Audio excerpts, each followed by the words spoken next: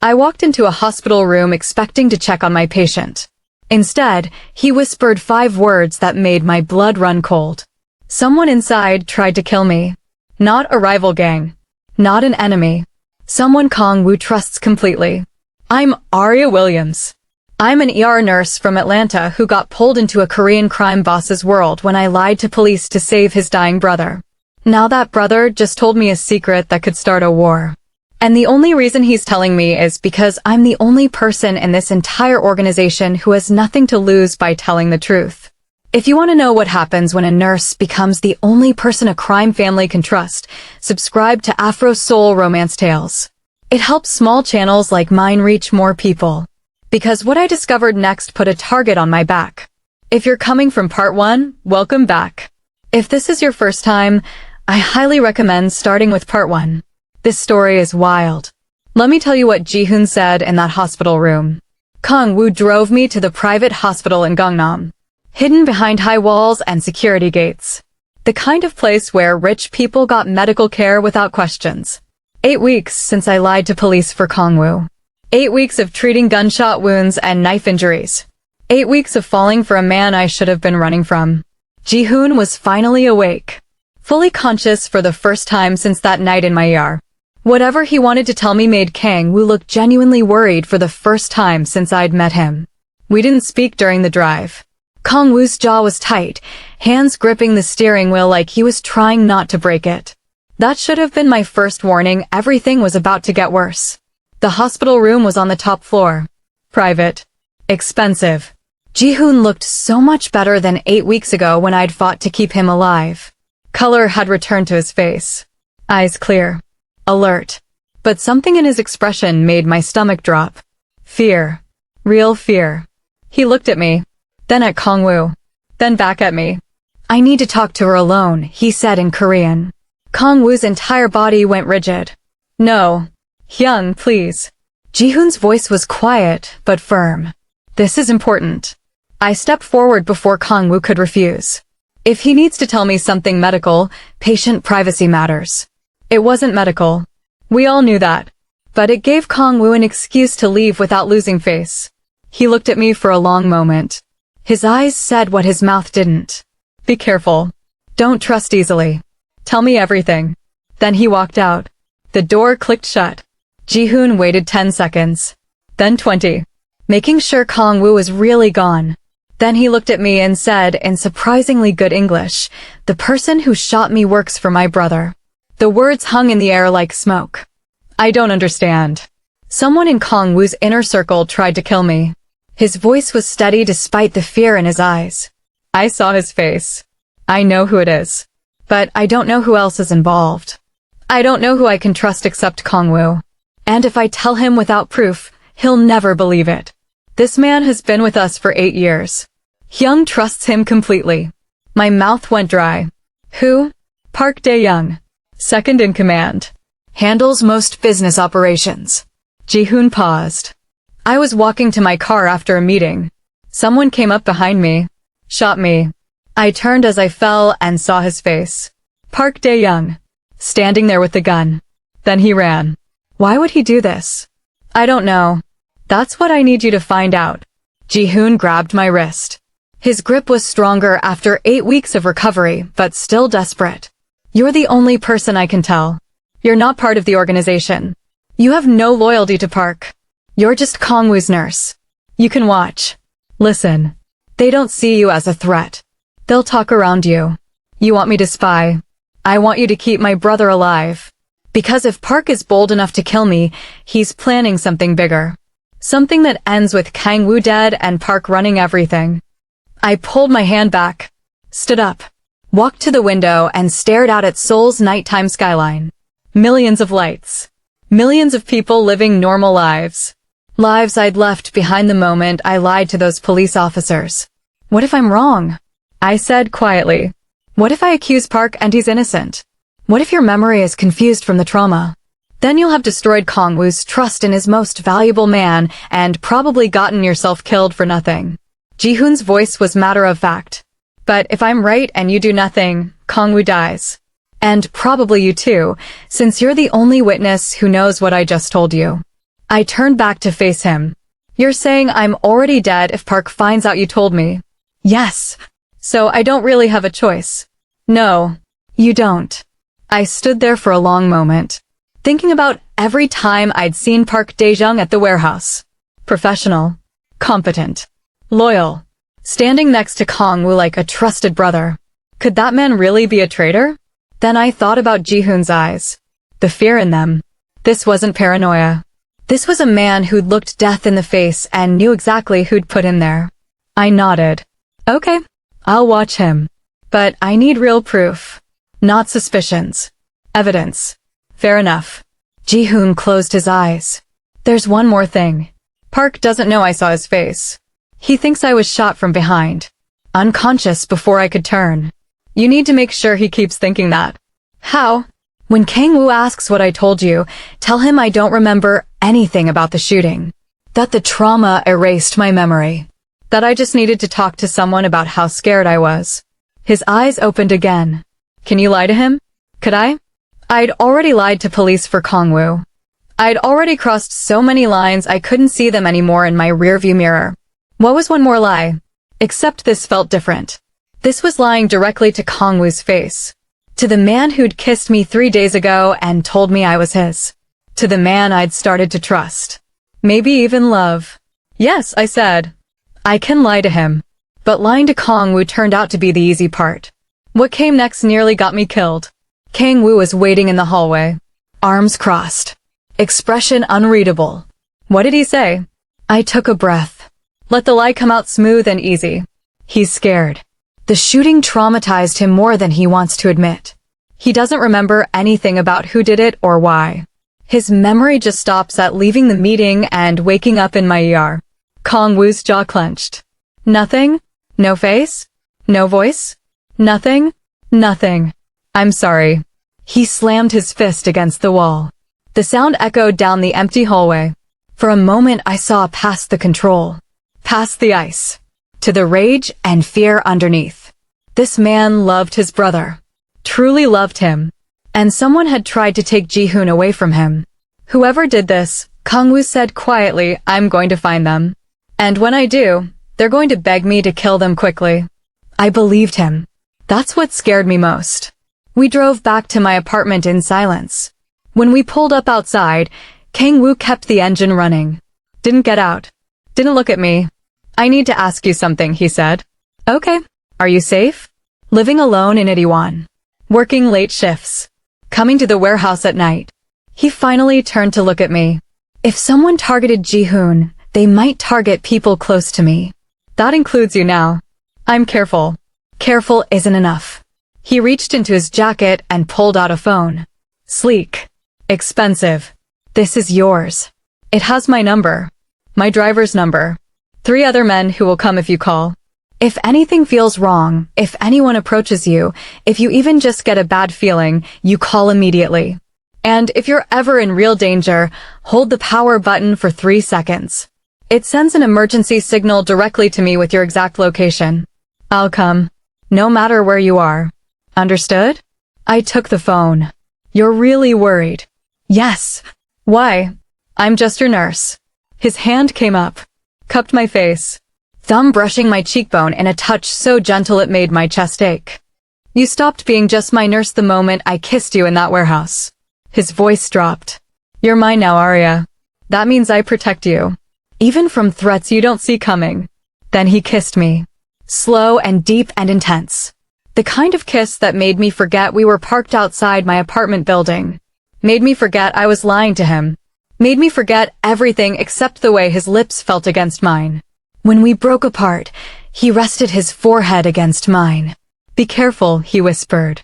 You too. I got out of the car. Watched him drive away. Then I went upstairs, locked all 3 deadbolts, and sat on my couch in the dark wondering how I was going to spy on a man who'd been in this organization for 8 years when I'd barely been here for 2 months. Turns out, I didn't have to wait long.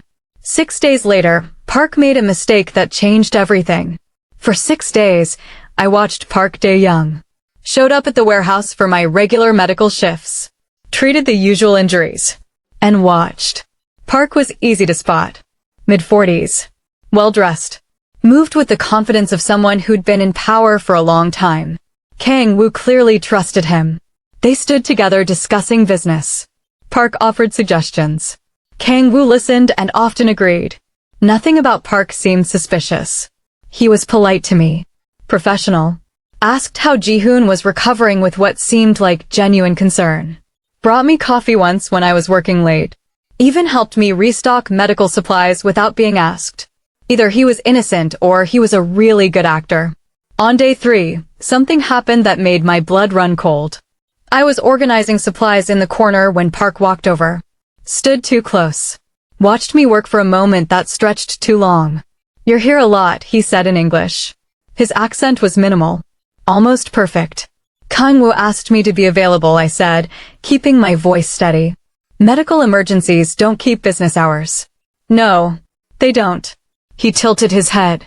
You know, I've been wondering something. That night Ji-hoon was shot. You were the ER nurse who saved him. What are the odds? My hands froze for half a second. Then I forced them to keep moving. Restocking bandages like we were having the most casual conversation in the world. Seoul's a big city, I said. But coincidences happen. Yes, they do. He reached past me. Grabbed a box of gauze I'd just set down. Examined it like it was the most interesting thing in the world. Ji-hoon is very lucky you were working that night. Very lucky you made the choices you did. The way he said choices made my skin crawl. I just did my job, I said. Of course. Park set the gauze down. Smiled. It didn't reach his eyes. Well, keep up the good work, Miss Williams. We're all very grateful for your dedication. Then he walked away. I stood there for a full minute, heart hammering, before I could breathe normally again. He suspected something. Maybe not what exactly, but something. I needed to be more careful. Or I needed to move faster. 3 days later, I got my chance. On day 6, everything changed. I was stitching up a young guy's arm. Routine knife wound, nothing serious. Park was in the corner on his phone, speaking Korean. I'd picked up enough over the past 8 weeks to catch keywords. Money. Meeting. Tomorrow night. Warehouse in Mapo. Then he said a phrase that made my hands freeze mid-stitch. We need to remove it. The young guy I was treating winced. Him? You okay? Sorry. Yes. Almost done. I finished the stitches on autopilot. Bandaged his arm. Sent him on his way. Park had already left. I packed up my medical supplies with shaking hands. Remove it. Remove what? Or remove who? Kang Woo appeared at my shoulder. You look pale. Everything okay? Just tired. Long shift at the hospital before I came here. He studied my face for a moment longer than was comfortable. Then nodded. My driver will take you home. You need rest. I can take a taxi. My driver will take you home. Not a request. A command delivered gently but firmly. I didn't argue. In the car, I pulled out the phone Kang Woo had given me. Stared at his contact. I should tell him. Should tell him what I'd overheard. But Ji-hoon's words echoed in my head. Park doesn't know I saw his face. You need to make sure he keeps thinking that. If I told Kang Woo about the phone call, he'd confront Park. And if Park was innocent, I'd look paranoid. If Park was guilty, he'd know someone was onto him. Either way, I'd lose my ability to watch him unseen. I put the phone away. That night, I barely slept. Kept thinking about that warehouse in Mapo. About what remove it meant. About whether I should go there tomorrow night and see what Park was really doing. It was a terrible idea. Dangerous. Stupid. The kind of thing that got people killed. I was absolutely going to do it. Quick pause. If you're invested in Aria's story and want to see how far she'll go for love, hit that like button. It genuinely helps this video reach more people who love romance with dangerous stakes. Okay, back to what happened when I made the worst decision of my life. The next night, I told the hospital I was sick. First time I'd ever called out. Then I dressed in all black. Jeans. Long-sleeved shirt. Dark jacket. Comfortable shoes I could run in. Pulled my hair back in a tight ponytail. Grabbed the phone Kang Woo had given me and made sure it was fully charged. The warehouse in Mapo was in an industrial area that looked abandoned even during the day. At night, it was a ghost town. Empty buildings. Broken streetlights. The kind of place where screams wouldn't carry and bodies could disappear. I parked 3 blocks away, walked the rest, stayed in shadows. My heart was hammering so hard I was sure anyone within a mile could hear it. The warehouse Park had mentioned was easy to find. Lights on inside. 2 cars parked outside. One I recognized as Park's. I circled around to the back. Found a broken window about 7 feet up. Dragged over an old crate. Climbed up carefully. The window opened into a storage area filled with dusty boxes. I slipped inside. Dropped to the floor as quietly as I could. Voices echoed from somewhere deeper in the warehouse. Korean. Too far away to make out words. I moved forward. Slowly. Carefully. Staying low behind boxes and equipment. Somehow I managed not to knock anything over. The voices got louder. I crept closer. Peeked around a stack of pallets. Park Dae-jung stood in the center of an open space. Across from him were 2 men I didn't recognize. Expensive suits. Hard faces. The kind of men who'd done terrible things and slept just fine afterward. They were speaking in Korean. I caught maybe 1 word in 5, but I understood the body language perfectly. This was a negotiation. Money was changing hands. A briefcase full of it. Then one of the strangers said something that made Park laugh. A cold laugh. Nothing warm or genuine in it. Park responded. I caught enough words to make my blood run cold. Kang Woo. His name. Clear as day. 2 weeks. A timeline. Dead. That word needed no translation. I should have run right then.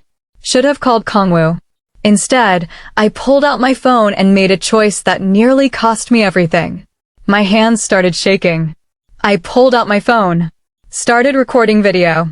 The angle wasn't great and the lighting was dim, but I could see Park clearly. Could see the briefcase. Could see him shaking hands with these men like they were making a business deal. Which they were. The business of murder. I was so focused on recording that I didn't hear the footsteps behind me until it was too late. Don't move. The voice was quiet. Male. Speaking English with a heavy Korean accent. I froze. Turn around. Slowly. I turned. A man stood 3 feet away. Mid-30s. Heavily built. Gun pointed directly at my chest. One of Park's security. Phone, he said. Give me. I handed it over. Watched him look at the screen. At the video I'd been recording. His expression didn't change, but his grip on the gun tightened. You made a mistake coming here, he said. I was just quiet. He gestured with the gun. Walk. That way. Toward Park. This was it. This was how I died. Shot in an abandoned warehouse in Mapo. My body would probably never be found. Marcus would never know what happened to me. And Kang Woo would never know the truth about Park. But I still had one chance. One thing Park's security guy hadn't thought to check. As I walked, I slipped my right hand into my jacket pocket. Found the phone. Held the power button. 1 second. 2 seconds. 3 seconds. The phone vibrated once. Emergency signal sent. Now I just had to stay alive long enough for Kang Woo to get here. I walked. The security guy followed. Gun pressed against my lower back. We emerged from the storage area into the open space. Park saw me immediately. His expression went from surprise to calculation to something cold and final in about 3 seconds. Miss Williams, he said in perfect English. This is unexpected. The 2 strangers he'd been meeting with tensed. Hands moving toward weapons I couldn't see but knew were there. She was recording, the security guy said in Korean. He held up my phone. Park's jaw clenched. How much did she hear? I don't know. Park looked at me. Really looked at me. Like he was seeing me clearly for the first time. You're smarter than I thought. Coming here. Investigating. Did Ji-hoon tell you what he saw? I didn't answer. Wasn't going to give him anything. It doesn't matter, Park continued. You've seen too much. Know too much. I'm sorry, Miss Williams. You were just trying to help. But you've made yourself a problem. And I remove problems.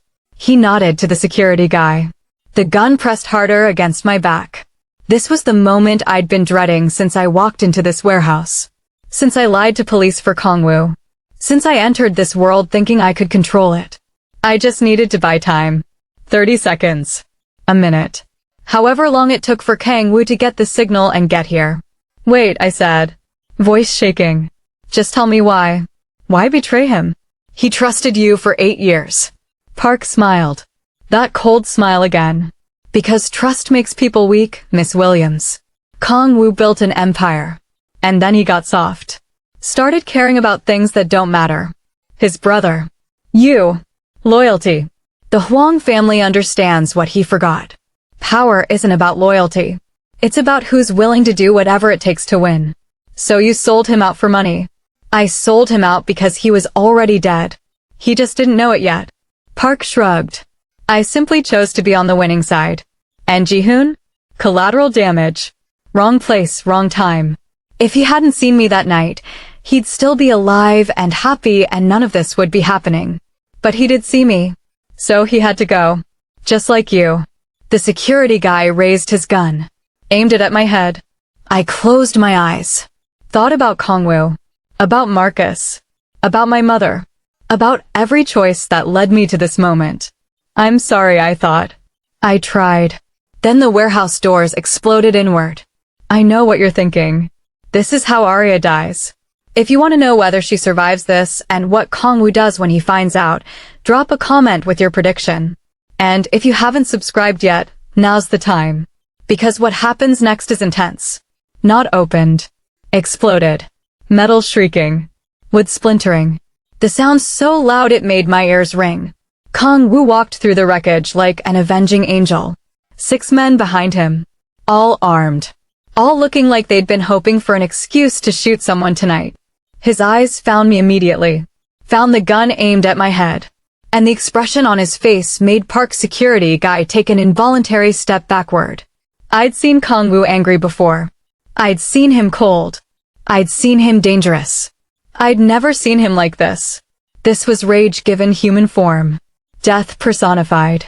The thing nightmares were made of. Step away from her, Kang Woo said quietly. Too quietly. The kind of quiet that came before violence. The security guy didn't move. Looked to Park for orders. Park's hand moved toward his jacket. Toward whatever weapon he had hidden there. Don't, Kang Woo said. Still quiet. Still deadly. You pull that gun and you're dead before it clears your jacket. Your 2 friends are dead. Your security is dead. And Miss Williams might get caught in the crossfire. Is that really what you want? Park's hand stopped. Smart choice. Kang Woo took a step forward. His men fanned out. Professional. Efficient. Cutting off every exit. Now. Someone want to explain why my nurse is in an abandoned warehouse in Mapo with a gun to her head? She was trespassing, Park said. His voice was steady, but I could see sweat on his forehead. Spying on private business. My business or yours? Kang Woo's eyes never left Park's face. Because last I checked, I don't have any business in Mapo. And I certainly didn't authorize any meetings with. He glanced at the 2 strangers. Who are these men, Park? Business associates. Names. Park hesitated too long. Names, Kang Woo repeated. Or I assume they're enemies and we end this right now. One of the strangers decided discretion was the better part of valor. We're from the Huang family. We were discussing a potential partnership. The Huang family. Kang Woo's expression didn't change, but something shifted in the air. Got colder. More dangerous. The same family that's been trying to move into my territory for 6 months. The same family that put out a contract on my brother. Silence. And you're here, Kang Woo continued, looking at Park, having secret meetings with them. Exchanging briefcases full of what I assume is money. While my nurse records the whole thing on video. It's not what it looks like, Park started. It looks like treason. Kang Woo's voice could have frozen nitrogen. It looks like you're selling me out to my enemies. It looks like you shot my brother and when that didn't work, you decided to make a deal with the Huangs to finish the job. That's not. Did you shoot Ji-hoon? The question hung in the air. Park's expression changed. Just for a second. From denial to calculation. Like he was weighing whether to keep lying or just accept that it was over. He chose acceptance. Yes, Park said simply. I shot him. The security guy with the gun to my head shifted. Uncertain. Realizing he was on the wrong side. His gun moved away from me. Just slightly. Just enough. I dropped. Threw myself sideways. Hit the ground hard. Pain exploded in my shoulder, but I kept moving. Scrambled behind a pile of boxes. Gunfire erupted. Not from Kang Woo's men. From the Hwang family members. They'd decided to go down fighting. Stupid choice. Kang Woo's men were professionals. The strangers were dead before they hit the ground. Park's security guy threw down his weapon. Hands up. Surrendering. Park himself pulled his gun, but Kang Woo was already moving. Crossed the space between them in 3 strides. Knocked the gun from Park's hand. Grabbed him by the throat and slammed him against a concrete pillar hard enough that I heard the impact from 20 feet away. 8 years, Kang Woo said. Voice shaking with rage. 8 years you stood beside me. 8 years I trusted you with my life. With my brother's life. And you sold us out for what? Money? Power? Park couldn't answer. Kang Woo's hand was crushing his windpipe. Why? Kang Woo demanded. Why Ji-hoon? He never did anything to you. Park managed to choke out words. Because he would have figured it out. Saw me meeting with Hwang. Had to eliminate him. Wrong answer. Kang Woo's other hand came up.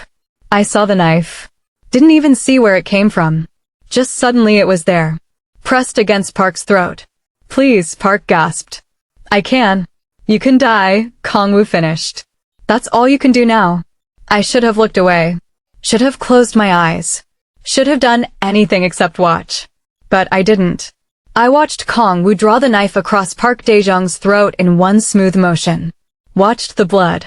Watched the light go out of Park's eyes. Watched him drop to the ground like a puppet with cut strings. Watched the man I loved kill someone without hesitation or remorse. Kang Woo stood over the body for a moment. Then turned to look at me. His expression was unreadable. Waiting to see how I'd react. Waiting to see if this was the moment I'd finally run from him. I stood up. Walked over to him. My legs were shaking, but I forced them to move. When I reached him, I looked down at Park's body. Then at the knife still in Kang Woo's hand. Then at his face. Are you okay? I asked. Of all the things I could have said, that was apparently the last thing he expected. His expression cracked. Just for a second. Relief and disbelief and something that looked almost like pain. I should be asking you that. His voice was rough. You could have been killed. But I wasn't. Because you came for me. I paused. How did you know I was here? You held the power button for 3 seconds. The emergency signal I told you about. His jaw clenched. I was 10 minutes away. If they'd killed you before I got here. He didn't finish. But they didn't. I'm here. I'm okay. He reached out. Touched my face like he needed to confirm I was real. You were investigating Park. Why? This was it. The moment I could keep lying or tell him the truth. I chose truth. Because Ji-hoon saw him. The night of the shooting. He recognized Park as the shooter. But he didn't have proof and he knew you wouldn't believe him without it. So he asked me to watch Park. To find evidence. Kang Woo went very still. Ji-hoon told you this? When? Last week. When I talked to him alone at the hospital. He lied about not remembering because he knew if Park found out he'd witnessed the shooting, Park would finish the job. And you've been investigating for a week. Alone. Putting yourself in danger. His hand dropped. Why didn't you tell me? Because I didn't have proof. Because you trusted Park completely. Because I didn't want to be wrong and destroy your trust in someone loyal. Or be right and watch you kill someone based on my word alone. I would have believed you. Would you? Really? If I'd walked up to you a week ago and said your second in command of 8 years tried to murder Ji-hoon based on one conversation, you would have believed me over him? Kang Woo was silent for a long moment. Then, quietly, no. Probably not. Exactly. So I did what I had to do. Got proof. And almost got killed for it. I looked at Park's body again. But at least now you know the truth. Kang Woo pulled me against him suddenly. Wrapped his arms around me so tight I could barely breathe. His face buried in my hair. Don't ever do that again, he said. Voice muffled. Don't ever put yourself in danger like that again. Not for me. Not for anyone. I can't promise that. He pulled back. Looked at me. I'm in your world now, I said. Danger comes with the territory. You know that. I know. But you're supposed to be the one good thing in my life that stays untouched by all this. The one person who doesn't have to deal with violence and death and betrayal. That's not realistic. I chose this. I chose you. That means I deal with everything that comes with you, including watching you kill traitors. His eyes searched my face. Does that bother you? Watching me kill him? I thought about lying. About saying no. About pretending I was fine with murder. But we just established that truth mattered. Yes, I said honestly. It bothers me. My hands were shaking. I looked at Park's body again and felt my stomach turn. I forced myself to look at Kang Woo instead of the blood. Because despite everything, I still believe in right and wrong. I still believe in justice and law and saving lives instead of taking them. I took a breath. But I also understand why you did it. He tried to kill your brother. He betrayed you. He sold you out to your enemies. And in your world, that only ends one way. I just need a minute to process that I'm okay with this now. Are you going to leave me? No. Why not? Because I love you, you idiot. The words came out sharper than I meant them. Because somewhere between lying to police and falling for a crime boss, I stopped being able to imagine my life without you in it. Because when I saw that gun to my head, my first thought wasn't I'm going to die. It was I'm not going to see Kang Woo again. He kissed me. Hard. Desperate. Like he was trying to prove to himself I was real and whole and alive. When we broke apart, his forehead rested against mine. I love you too, he said quietly. And I'm going to spend the rest of my life making sure you never regret choosing me. If you're feeling this moment, if you understand why Aria chose love over everything else, leave a comment telling me if you would have made the same choice. Would you stay with someone like Kang Woo? I read every comment and I genuinely want to know your thoughts. You better, I said. Because I just watched you commit murder. If you break my heart after this, I'm going to be really annoyed. That got an almost laugh. Brief. But real. His men were already cleaning up. Park's body. The two Wong family members. The surrendered security guy who was being taken somewhere I didn't want to think about. Professional. Efficient. Like they'd done this 100 times before. I probably should have been horrified. Instead, I just felt tired. Kang Woo drove me home. Neither of us spoke. When we got to my apartment, he walked me upstairs. Checked every room. Every closet. Every window. Making sure it was safe. Then he turned to me. I'm staying tonight. Okay. And tomorrow I'm moving you to a safer apartment. Better security. Closer to the warehouse. Okay. And you're not working at Seoul General anymore. It's too exposed. Too many opportunities for enemies to get to you. I opened my mouth to argue. Then closed it. He was right. After tonight, after watching Park die, after proving I was willing to investigate traitors, I was officially a target. Working at a public hospital made me vulnerable. What will I do instead? Work for me full-time. Head of medical operations for the organization. Better pay. Safer environment. You'll still be saving lives. Just different lives. I thought about my ER. About the other nurses. About the patients who needed help. Then I thought about Marcus. About the latest scan showing his leukemia in full remission. About my mother's voice on the phone last week, crying happy tears because her son was going to live. Okay, I said. I'll do it. Relief crossed Kang Woo's face. He pulled me close again. Just held me. We stood there in my tiny Itaewon apartment while Seoul continued outside my windows. Normal people living normal lives while I made the final choice that would bind me to this world forever. We should sleep, Kang Woo said eventually. It's been a long night. Yeah, but neither of us moved.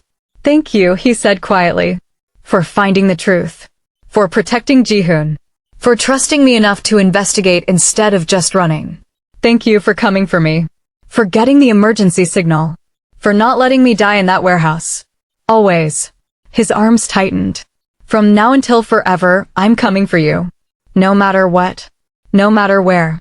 You're mine and I protect what's mine. I should have found that possessive. Controlling. A red flag the size of Seoul. Instead it just made me feel safe. We eventually moved to my bed. Kang Woo kept his clothes on. So did I. We just lay there. His arms around me. My head on his chest. Listening to his heartbeat steady and strong and alive. What happens now? I asked. Now we rebuild. Find out who else Park was working with. Make sure the Huang family knows what happens when they come after us. Strengthen our defenses. He paused. And I marry you. I lifted my head to look at him. What? I'm going to marry you, Aria Williams. Maybe not tomorrow. Maybe not next month. But soon. Because you're the first good thing that's happened to me in years, and I'm not stupid enough to let you go. That's the least romantic proposal I've ever heard. That wasn't a proposal. When I propose, you'll know it. His hand came up, tucked my hair behind my ear. That was a promise. I'm promising you that this isn't temporary. That you're not just my nurse or my girlfriend or my temporary distraction. You're my future. If you want to be. I want to be, I said. Even though you're a criminal and a killer and you dragged me into the most dangerous world imaginable. Especially because of all that? No. Despite all that, I'm choosing you because of who you are underneath all the violence and power. The man who visits his brother in the hospital every day. Who makes sure his men are taken care of. Who gave me a phone with an emergency signal because he was worried about my safety. That's the man I'm choosing. He kissed me. Soft. Gentle. Different from the desperate kisses earlier. This one felt like a vow. A commitment. A promise that whatever came next, we'd face it together. We fell asleep like that. Tangled together. Safe despite everything. I thought that was the end of our story. Turns out, it was just the beginning. 6 months later. The penthouse in Gangnam had floor-to-ceiling windows overlooking Seoul. Nothing like my tiny Itaewon apartment. This place screamed luxury. Safety. Power. I stood at those windows now, coffee in hand, watching the city wake up. 6 months since Park died. 6 months since I became head of medical operations. 6 months since I stopped pretending I didn't belong in this world. My phone buzzed. A text from Marcus. Landing in 2 hours. Can't wait to see you, sis. My brother. Flying to Seoul for the first time. Healthy. Cancer-free. Coming to see the life I'd built here. Nuna. I turned. Ji-hoon walked into the living room, fully recovered. No trace of the injury that nearly killed him. He'd been staying in the guest room for the past 3 days. Morning. Coffee? Always. He joined me at the window. You nervous about Marcus arriving? Terrified, I admitted. He's going to love it. And he's going to be grateful. You saved his life, Aria. We both know it cost more than I expected. Worth it though. Right? I looked around the penthouse. Thought about everything that had changed. Everything I'd lost. Everything I'd gained. Yeah, I said. Worth it. The elevator dinged. Kang Woo stepped out, still in his suit from whatever meeting he'd had that morning. His eyes found me immediately. Ji-hoon, he said. Can you give us a minute? Ji-hoon grinned. Sure, young. He disappeared into the kitchen. Kang Woo walked over to me. Pulled something from his pocket. A small box. Velvet. The kind that made your heart stop. I told you once I was going to marry you, he said. That it wasn't a proposal, just a promise. My breath caught. This is the proposal. He opened the box. The ring inside caught the morning light. Simple. Elegant. Perfect. Marry me, Aria Williams. Not because you have to. Not because you're trapped in my world. But because you chose this. Chose me. Chose us. I thought about 8 months ago. Walking into my ER. Seeing Ji-hoon bleeding out. Making the choice to lie to police. I thought about every choice after that. Every line I'd crossed. Every moment I'd chosen love over law. Yes, I said. I'll marry you. He slid the ring onto my finger. Kissed me like we had all the time in the world. From the kitchen, Ji-hoon hooped. Finally. Kang Woo pulled back laughing. Actually laughing. The sound still surprised me sometimes. When Marcus gets here, I said, we should probably ease him into the whole my future brother-in-law is a crime boss thing. Probably. And my mom. She's going to have questions. I'll charm her. You're a criminal. A criminal who loves her daughter. He pulled me closer. That has to count for something. The elevator dinged again. Marcus stepped out, backpack slung over his shoulder, eyes wide as he took in the penthouse. Holy shit, Aria. You said you were doing well, but... He stopped. Saw Kang Woo. Saw the ring on my finger. Hi. I'm Marcus. the brother she saved. Who are you? Kang Woo extended his hand. Kang Woo, the man who's going to marry her. Marcus looked at me. At the ring. At Kang Woo's protective stance beside me. Then he grinned. You know what? After everything she did for me, if this guy makes you happy, I'm not asking questions. Smart kid, Ji-hoon called from the kitchen. Marcus turned. And who are you? Ji-hoon. The brother she actually saved. Medically speaking. He walked over with a cup of coffee. Welcome to Seoul. Fair warning, your sister is terrifyingly competent, and we're never letting her leave. I don't think she wants to, Marcus said, looking at me. At the life I'd built. At the family I'd found. Do you? I looked at the ring on my finger. At Ji-hoon grinning at us from across the room. At Kang Woo's hand in mine. At the Seoul skyline stretching out before us. At my brother, healthy and whole and alive. 8 months ago, I was an ER nurse who believed in rules and right and wrong. Now I was engaged to a crime boss, head of medical operations for a criminal organization, surrounded by people who'd kill for me without hesitation, and happier than I'd ever been in my life. No, I said. I don't want to leave. Marcus hugged me. Then I'm happy for you, sis. Even if I still have no idea what's actually going on here. You will, Kang Woo said. We have 2 hours before lunch. That's plenty of time to explain everything. Everything? Marcus raised an eyebrow. Most things, I corrected. Some things are better left unsaid. Kang Woo kissed my temple. Agreed. Sometimes the most dangerous choice is also the right one. That's Aria's story. From ER nurse to crime boss's fiancé in 8 months. If you made it this far, you're incredible. Thank you for being here. Subscribe to Afro Soul Romance Tales if you want more stories about love that crosses impossible lines. Drop a comment telling me Team Aria or Team Runaway from the crime boss. And if you want to see what happens next, the wedding, meeting Marcus, Aria's mom finding out, let me know in the comments. Your support means everything to this small channel. Until next time, remember, sometimes love is worth the risk.